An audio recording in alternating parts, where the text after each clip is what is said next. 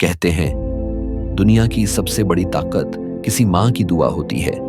आज मैं आपको ऐसी ही एक माँ की कहानी सुनाने जा रहा हूँ जो अपने बच्चे के लिए खुद भूखी रही, लेकिन उसके सपनों को कभी भूखा नहीं रहने दिया। गांव के एक छोटे से कच्चे मकान में एक माँ रहती थी।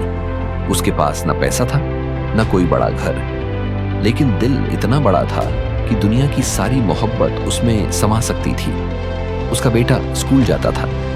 हर सुबह वो माँ अपने हिस्से की रोटी बचाकर अपने बेटे के टिफिन में डाल देती। एक दिन बेटे ने देखा कि माँ ने खुद खाना नहीं खाया। उसने पूछा, माँ आप क्यों नहीं खाती? माँ मुस्कुराकर बोली, बेटा मुझे भूख नहीं है, तेरा पेट भर जाए यही मेरी रोटी है। लेकिन हकीकत ये थी कि माँ कई बार भूखी ही सो जाती थी।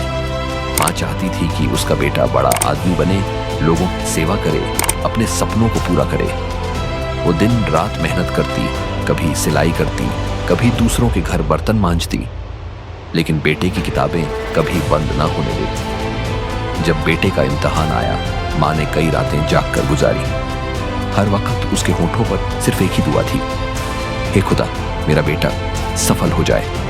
और सच में माँ की दुआ में इतनी ताकत थी कि बेटे ने टॉप किया और सिलेक्शन हो गया। वक्त बदला। सालों बाद वही बेटा कलेक्टर बन गया। उसने सबसे पहले माँ के पैरों को छुआ और रोते हुए कहा, माँ ये सब तेरे त्याग और तेरी दुआओं की वजह से है। माँ की आंखों से आंसू बह निकले, लेकिन चेहरे पर मुस्कान थी, क्योंकि अब उसे भूख नहीं थी। उसके सपने ने पेट भर दिया था। दोस्तों, इस कहानी की सीख बहुत गहरी है। दुनिया की हर मंजिल मुश्किल है, लेकिन एक माँ की दुआ के सामने आसान बन जाती है। इसलिए कभी माँ की कद्र करना मत भूलना, क्योंकि माँ की दुआओं में पूरी कायनात की ताकत छुपी होती है।